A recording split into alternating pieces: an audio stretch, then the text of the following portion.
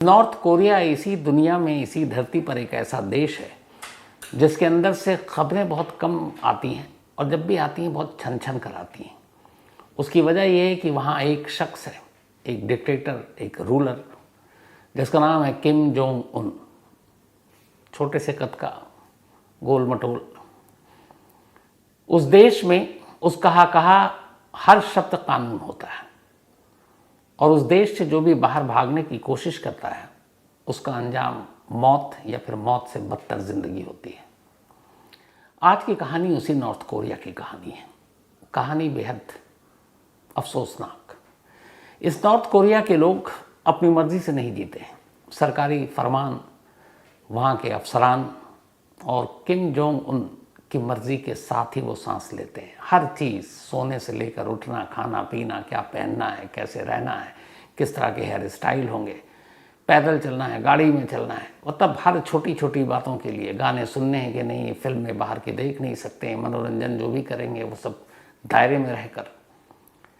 हर चीज़ पर पहरा है, सांस तक पर पहरा है इस देश में। तो ऐसे देश में कोई भी रहना नहीं चाहेगा, निकलना चाहेगा, क्योंकि उसे घुटन महसूस होती है।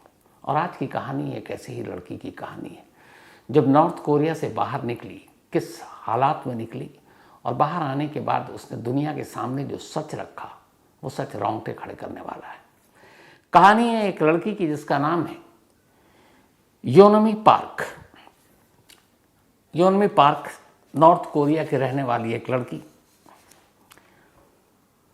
उम्र इसकी बहुत कम थी जब इसे एहसास हो गया था कि इस देश में जीना कितना मुश्किल काम है। एक नॉर्थ कोरिया में जगह है हियसान। इसी हियसान में इसका जन्म हुआ। घर में माँ बाप, एक बहन। बाप चूँकि चाइना बॉर्डर के करीब ये इलाका था नॉर्थ कोरिया का, तो स्मगलिंग का काम किया करता था। बहुत सारे सामान, वो कपड़े, सिगरेट, चीनी, मेटल, ये चाइना से वो स्मगल करके नॉर्थ कोरिया में लाता और चुपचाप लोगों को बेचता, और कुछ नॉर्थ कोरिया से चाइना में स्मगल करता और वहाँ के लोगों को बेचता। एक दो बार पकड़ा गया, उसे सज़ा भी हुई। तो उसे लगा कि अब वो नज़र में आ गया है किम जोंग उन के सरकारी मुलाजिमों और वहाँ की सेनाओं के, तो अब इसलिए यहाँ रहना मुश्किल है, तो यहाँ से भागना चाहिए और कम से कम अपनी बीवी बेटियों को तो यहाँ से निकालना चाहिए। तो सबसे पहले उसकी 16 साल की एक बेटी, उस वक्त वो बड़ी थी और योनमी थोड़ी छोटी थी, तो उसने अपनी उस बड़ी बेटी को उसी जो उसका रास्ता था स्मगलिंग का, उसी रास्ते से कुछ ब्रोकर, कुछ दलालों के ज़रिए उसने नॉर्थ कोरिया का बॉर्डर, चाइना के बॉर्डर से उसको पार करा दिया। अब वो उसकी बहन वहाँ पहुँची और फिर वहाँ से निकलकर वो साउथ कोरिया पहुँच गई। वो लकी थी, उसको अच्छा ब्रोकर मिला। उसने जो वादा किया पूरा किया। पैसे लेकर उसे नॉर्थ कोरिया से पहले चीन ले गया, फिर चीन से उसको साउथ कोरिया पहुँचाया। तो नॉर्थ कोरिया से सिर्फ जब बहन चली गई तो इसके बाद अब योनमी और उसकी माँ की बारी थी। 2007 में बड़ी बहन गई थी। अब उसके बाद ये लोग इंतज़ार कर रहे थे कि हम भी जाएं। कुछ वक्त बीता और आखिरकार एक दिन बाप ने कहा कि एक डील हो गई है और तुम दोनों यहाँ से अब बॉर्डर क्रॉस कर लो। चोरी छुपे बड़ी मुश्किल से, छुपते छुपाते दोनों माँ बेटी नॉर्थ कोरिया का बॉर्डर क्रॉस करके चाइना में पहुँचती हैं। लेकिन योनमी अपनी बड़ी बहन की जैसी खुशनसीब नहीं थी। बॉर्डर तो पार कर गई, लेकिन जिस ब्रोकर के थ्रू इन लोगों ने बॉर्डर पार किया था उस ब्रोकर की नीयत डोल गई। बॉर्डर पार करते ही अब वो ब्लैकमेल करने लगा। उसने योनमी से कहा कि अगर तुम मेरे साथ रहोगी तो ठीक, वरना मैं यहाँ के चीन के अधिकारियों को बता दूंगा और फिर तुम जेल जाना पड़ेगा, इलीगल, और या तुमको वापस भेज देंगे नॉर्थ कोरिया, फिर तो तुम्हारी सज़ाए मौत पक्की है। तो वो घबरा गई। अब वो उसके साथ रेप करना चाहता था। माँ सब ये सुन रही थी। माँ उसके आगे गिड़गिड़ाती है, कहती मेरी बेटी को बख्श दो, बहुत छोटी है। फिर सौदा ये होता है कि बेटी के एवज में माँ अपने आप को आगे कर देती है।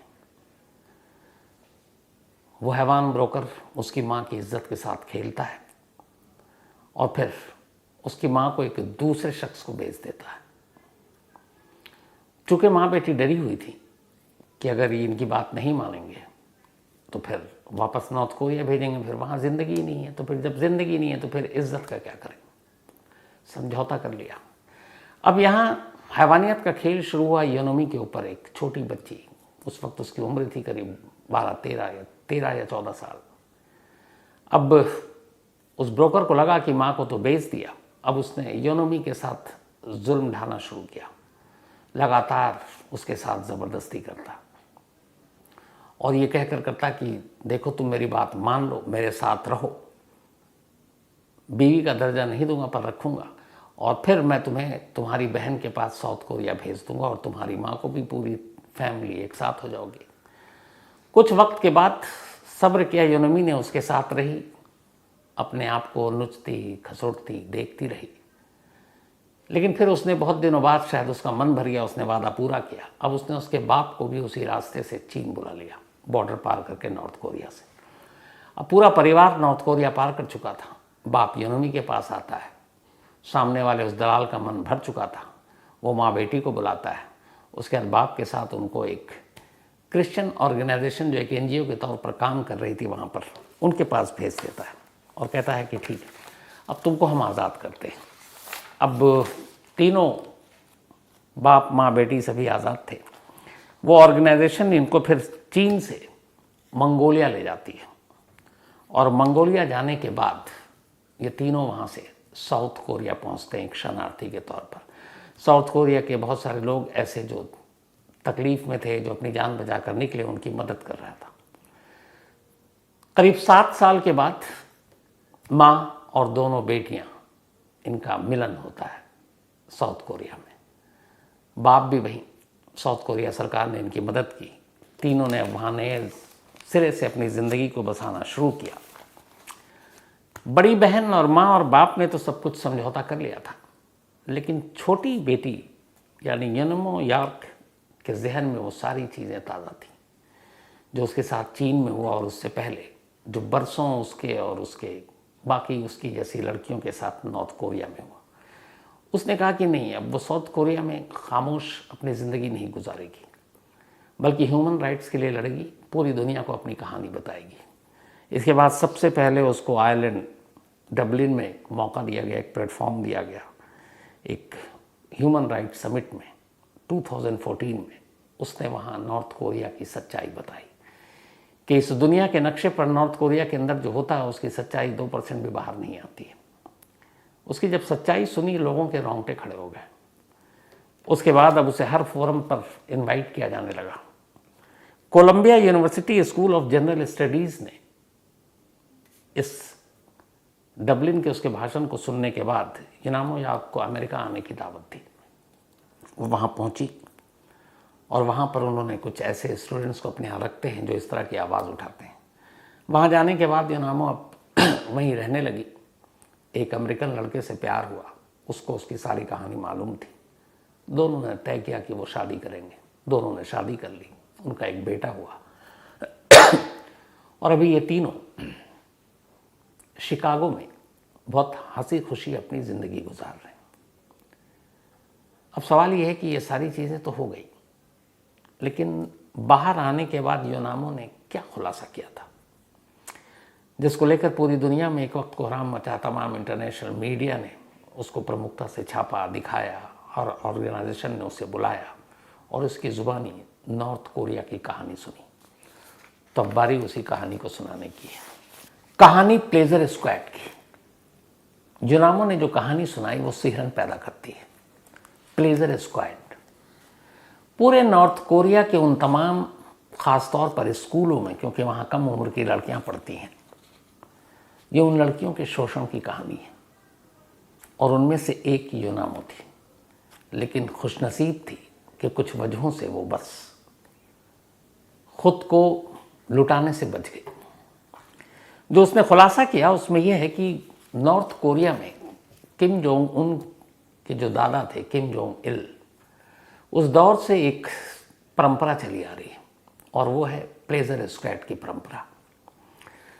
70s के दौर में जब किम जोंग इल के पिता बीमार पड़े तो किसी ने उससे कहा कि अगर कम उम्र की लड़कियों को इनके साथ रखोगे तो इनकी उम्र बढ़ेगी। उसके बाद उसने तलाश करना शुरू किया। नॉर्थ कोरिया के जितने भी स्कूल थे अपने लोगों को भेजा और वहाँ चुन चुन कर एक लड़कियों को चुना जाता। उन तमाम लड़कियों में से कुछ को सिलेक्ट करते, लेकर आते, लेकिन उस सिलेक्शन में कुछ शर्तें थी। एक कि वो नॉर्थ कोरिया के लिए वफादार लड़कियां हों, उनका कोई परिवार का सदस्य साउथ कोरिया में न रहता हो, और वहाँ जो किम जोंग की पूरी सल्तनत चली आ रही है वो उससे बगावत न करें कभी। इन सब के बाद खूबसूरत होनी चाहिए, उनके पूरे जिस्म में कोई दाग नहीं होना चाहिए, और वो कभी सवाल ना पूछें।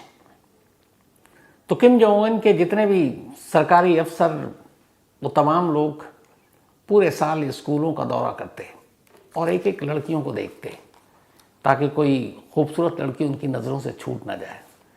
फिर उनमें से वो हर बार 25 लड़कियों को कई दौर के सिलेक्शन के बाद फाइनल करते, और आखिर में उन 25 लड़कियों को किम जोंग उन या उससे पहले उसके फादर, उसके दादा के सामने परोसा जाता था। ये सिलसिला 1970 से चला रहा था। यूनामो यार्क के मुताबिक उसको 2 बार सिलेक्ट किया गया। पहली बार उसको जब सिलेक्ट किया गया तो उसे मालूम था कि उसकी ज़िंदगी क्या होनी है, क्योंकि वहाँ पर प्लेजर स्क्वाड के बारे में सब जानते थे। लेकिन उसका किस्मत ने साथ दिया। जब पहले फेज़ में उसको चुना गया, अब सेकंड फेज़ में जाना था, तो उसकी फैमिली स्टेटस बीच में आ गई। चूँकि वो एक गरीब थी, फादर के बारे में पता था कि ये स्मगलर है, चाइना बॉर्डर के साथ छोटी मोटी चोरियाँ करता है। तो किम जोंग उन के महल तक पहुंचने के लिए स्टेटस फैमिली बहुत ज़रूरी थी कि थोड़ी हाई स्टेटस से हो, फैमिली बेदाग हो, साउथ कोरिया से कोई मतलब नहीं हो। तो जब फैमिली स्टेटस पता चला तब उसे साइड कर दिया गया। उसी के कई दोस्तों को उनमें से एक एक कर कई स्टेज में फाइनल उनका सिलेक्शन हुआ था। जो पूरे सिलेक्शन का जो प्रोसेस था, जो बताया है यूनामो ने, वो ये है कि पहले तो सबसे 1000 लड़कियों में से वो करीब 200 लड़कियों को चुनते हैं। फिर उन 200 लड़कियों को ले जाने के बाद उनको एक एक बारीकी से उनका मुआयना होता है, family status, background, record, criminals, south Korea का रिलेशन, ये सब चेक किया जाता है। जब सब चेक हो जाता उसके बाद फिर उनके जिस्म पे दाग देखे जाते, उसमें से भी कई लड़कियों को फिर रिजेक्ट कर दिया जाता, और आखिर में जो सबसे खूबसूरत 25 लड़कियां होती उनको फाइनल ट्रेनिंग दी जाती, और उनको ट्रेनिंग देने के बाद इस प्लेजर स्क्वाड का हिस्सा बनाया जाता। प्लेजर स्क्वाड की शर्त यही थी कि इसमें सिर्फ 25 लड़कियां होंगी। उसके बाद जब ये प्लेजर स्क्वाड का हिस्सा हो जाती तो फिर इन्हें ख़ास ट्रेनिंग दी जाती, उठने की, बैठने की, बात करने की, कपड़े पहनने की। और जब सब कुछ हो जाता तो फिर इन 25 लड़कियों को 3 अलग अलग स्टेज पे काम करना होता। पहला, इन्हें जो भी किम जोंग उनके या उनके बड़े सरकारी अफसरान, आर्मी के लोग, उनको खुश करना। दूसरा, उनके लिए म्यूज़िक, डांस, ये सारी चीज़ें करना। और तीसरा, फिर एक सेक्स लीव की तरह परोस दिया जाना अलग अलग बड़े बड़े कमांडर अफसरों के आगे। और ये सारी एक मुद्दत में होती है, एक टाइम फ्रेम के अंदर होती। जब ये तीनों चीज़ें हो जाती और उसके बाद अब ये होता कि काफ़ी दिन हो गए, क्योंकि प्लेजर स्क्वाड हर बार रिन्यू होना था हर साल, तो फिर लगता कि अब ये किसी काम के नहीं है। तो फिर जो किम जोंग उन के महल के बॉडीगार्ड या फिर सरकारी या फौजी अफसरान, बड़े बड़े उनके जो बॉडीगार्ड और सिक्योरिटी गार्ड होते, उनसे कहा जाता अब तुम इनसे शादी करो। अब सोचिए, एक बॉडीगार्ड, उसे पता है कि इन लड़कियों के साथ क्या जुल्म हो रहा, हालांकि वो भी उसका पार्ट है, आवाज़ उठाएगा नहीं क्योंकि जान जाएगी। तो जब सब कुछ हो जाता तो फिर उनके सर बांध दिया जाता और कहा जाता कि अब तुम लोग इससे शादी करो। जो लड़कियां, जो खुलासा किया इसने, यूनामो ने, कि वहाँ जाने के बाद जब उनको जानवरों की तरह नोचा खसोटा जाता, एक एक दिन में कई कई मेहमानों के सामने परोस दिया जाता, तो उन्हें लगता कि इससे अच्छा तो मौत है, गले लगा लो। अगर किसी ने मरने की कोशिश की तो उसको मारते तो थे, लेकिन और तकलीफ दे मौत देकर।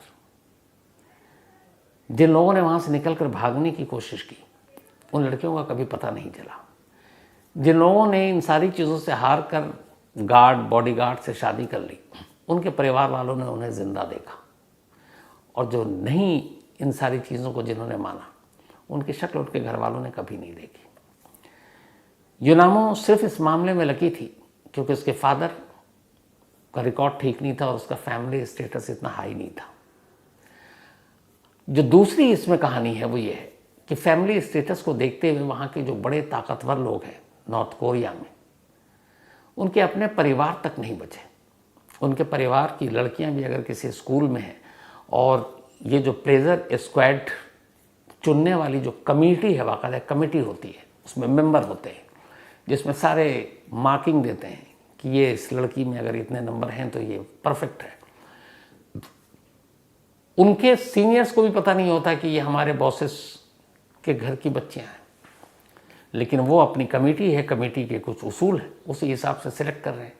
कई ऐसी चीज़ें आई कि जब इन लड़कियों को प्लेजर स्क्वाड में बना लिया गया और उसके बाद किम जोंग उन के महल में इनको पेश किया गया और फिर बड़े बड़े अफसरों के सामने उनको परोसा जाना था या उनका डांस और बाकी चीज़ें हो रही थी, उनसे कई बच्चों के बाप उसी महफिल में शामिल थे और उन्हें पता भी नहीं था कि उनकी बच्चियाँ यहाँ आई। वो किसी और तफरीह और मनोरंजन के लिए पहुँचे लेकिन मुंह नहीं खोल सकते, इसलिए उन्हें मालूम है किम जोंग उन के सामने मुंह खोलने का मतलब है सिर्फ मौत।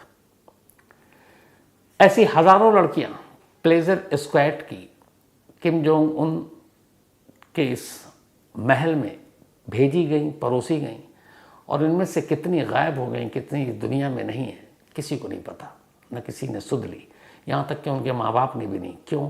क्योंकि उनके माँ बाप को भी पता है मुंह खोलने का मतलब सिर्फ मौत है। जब ये सारी कहानी यूनामा ने दुनिया के सामने रखी तो एक अपील की थी ह्यूमन राइट के जितने भी करता धरता या दम भरने वाले लोग हैं, इंटरनेशनल ह्यूमन राइट कमीशन हो, UNHRC हो, United nation human right commission हो, कि आप लोग बातें तो बहुत करते हैं पर एक एक बार जाकर करीब से झांक कर देखिए कि इंसान इसी इंसानों की दुनिया में किस तरह और कैसे कैसे रह रहा। एक लड़की की आप बीती थी, सैल्यूट है यूनामो को जिसने इतने सब कुछ सहने के बाद खड़ी रही, डटी रही और आज कहती है कि मैं चाहती हूँ कि मेरी हर बात किम जोंग उन तक पहुँचे। उसने इसी वजह से अपना एक यूट्यूब चैनल खोल रखा है और उस यूट्यूब चैनल के ज़रिए वो नॉर्थ कोरिया की ही सारी बातें करती है और नॉर्थ कोरिया के लोगों को जगाने की बात करती है और उसका ये कहना है कि मुझे यकीन है कि मुझे इसी मौत से पहले नॉर्थ कोरिया में बदलाव देखूंगी और मैं एक बार वापस अपने घर नॉर्थ कोरिया जाऊंगी। हालांकि फ़िलहाल वो शिकागो में। इसी नॉर्थ कोरिया के बारे में, ये तो सिर्फ प्लेजर स्क्वाड की बात कर रहा हूँ, नॉर्थ कोरिया कभी फुटबॉल बहुत अच्छा खेला करती थी। 1966 में पहली बार कोई एशियन टीम थी जो वर्ल्ड कप फीफा में क्वार्टर फाइनल में पहुंची थी, बहुत बड़ा उलटफेर करते हुए। तब इटली को नॉकआउट कर दिया था नॉर्थ कोरिया ने और एशिया की पहली टीम थी जो फीफा वर्ल्ड कप में क्वार्टर फाइनल में पहुंची थी। तो पूरी दुनिया ने कहा ये क्या हो गया, इटली जैसी टीम को नॉर्थ कोरिया ने बाहर कर दिया। बड़ी मतलब ये था कि अब जश्न होगा, इससे अच्छी टीम कुछ नहीं। 1966 की बात है। लेकिन फिर अगला मैच पुर्तगाल से वो हार गए, शायद 3-2 का स्कोर था। जैसी हारी लगा नॉर्थ कोरिया की टीम को इस बार जाएंगे तो उस वक्त जो किम जोंग इल स्वागत होगा, बड़ी खुशी होगी। बट वहाँ जब पहुँचे तो इन सारे फुटबॉलर को सज़ा दी गई। सज़ा दी गई कि तुम हार कैसे गए, तुम 3-2 से कैसे हार गए। और उसके बाद जो मैनेजर है उसको कहा गया कि अब तुम लेबर का काम करोगे। मैनेजर से मजदूरी कराई गई, फुटबॉलरों को सज़ा दी गई, पब्लिकली ह्यूमिलेट किया गया और कहते हैं कि उनमें से कई तो ऐसे थे जो गायब हो गए। सेम उसके बाद एक और वर्ल्ड कप में जब नॉर्थ कोरिया की टीम पहुंची तो वहाँ पर उसने शुरू के 3 मैच खेले थे। तो नॉर्थ कोरिया को ये लगा था कि यार ये मैच तो टीम इतना अच्छा खेलेगी नहीं और पहला ही मैच ब्राज़ील से था। इत्तेफाक से ब्राज़ील से 2-1 से सिर्फ हारी, इनको लगा था 8-10 गोल से हारेगी। तब वहाँ पे मैच लाइव नहीं दिखा रहे थे। तब फिर किम जोंग ने ऑर्डर दिया कि नहीं हमारी टीम अच्छा खेल रही है, अगला मैच लाइव दिखाएंगे। बदकिस्मती देखिए नेक्स्ट मैच जो था वो पुर्तगाल से था, पुर्तगाल रोनाल्डो वाली टीम, और नॉर्थ कोरिया 7-0 से हार गई। इसके बाद नेक्स्ट मैच जो था वो आइवरी कोस्ट से था, 3-0 से हार गई। ब्राज़ील से इतना अच्छा खेलने के बावजूद जब ये दोनों मैचें हार गई तो फुटबॉल खेलने वाले ये तमाम खिलाड़ी इस उलझन में थे कि घर कैसे जाए। वहाँ एक जब भी फीफा वर्ल्ड कप या बाकी चीज़ों के लिए वहाँ की टीम निकलती है तो उनके बड़े सारे गाइडलाइंस होते हैं, बताया जाता है वहाँ जाना है, कहाँ ठहरना है, किसी अनजान देश के लोगों से नहीं मिलना है, ग्राउंड पे भी खेलना है तो अपने खिलाड़ियों से बात करना है, अपने देश के बारे में कुछ नहीं बोलना है, अपने हुक्मरान के बारे में कुछ नहीं बोलना है और सीधे मैच ख़त्म, जो कुछ ख़त्म, वापस यहाँ आना है। किसी और ख़ासतौर पर साउथ कोरिया की टीम के साथ तो आपको घुलना मिलना ही नहीं, ना साउथ कोरियन के साथ। अब एक मौका ऐसा आया था जब इन लोगों को लगा कि इस हार के बाद शायद वहाँ सज़ा मिलेगी या फिर मार देंगे। बहुत सारे प्लेयर ने मिलकर तय किया कि नॉर्थ कोरिया लौटते ही नहीं है, बच जाएंगे। लेकिन जो उनके मैनेजर और साथ में जो टीम के मेंबर चलते हैं उन्होंने खिलाड़ियों से कहा कि देखो आसान नहीं है, तुम तो नहीं लौटोगे, तुम्हें कोई भी शरण दे देगा, लेकिन तुम्हारी पूरी फैमिली नॉर्थ कोरिया में है, तुम्हारे माँ बाप, तुम्हारे नानी दादी, भाई बहन, बच्चे, रिश्तेदार, वो एक एक को मार देगा। तो तुम्हें एक अपनी पूरी फैमिली के 8-10 लोगों को मरते हुए देखना है या फिर तुम्हें अकेले और उनको जीते हुए, फैसला तुम्हारे हाथ में है। कहते हैं हर फुटबॉलर ने तय किया चलो खुद की कुर्बानी देते हैं, फैमिली को बचाते हैं, वापस लौट कर आए नॉर्थ कोरिया में। बहुत सारे फुटबॉलर तो गायब हैं, कुछ फुटबॉलर तो ऐसे गायब हुए कि खुद फीफा ने इंक्वायरी कमेटी बिठाई। उनको जब कंप्लेंट मिली और उन्होंने पूछा कि फुटबॉलर कहाँ हैं, आज तक पता नहीं। नॉर्थ कोरिया रहस्यों का देश है और इन्हीं रहस्यों को अब यूनामो यार्क बाहर निकल कर एक एक कर उससे पर्दा हटा रही है। पता नहीं अभी और कितनी कहानियाँ होंगी इसमें, लेकिन वाकई अजीब देश और अजीब शासक है और उसके अजीब शौक़ है। पूरे नॉर्थ कोरिया में हेयर स्टाइल वही होता है जो किम जोंग उन का होता है। किम जोंग उन से हट कर अगर किसी ने अपने बाल कटा लिए, जेल उसका इंतज़ार करती है।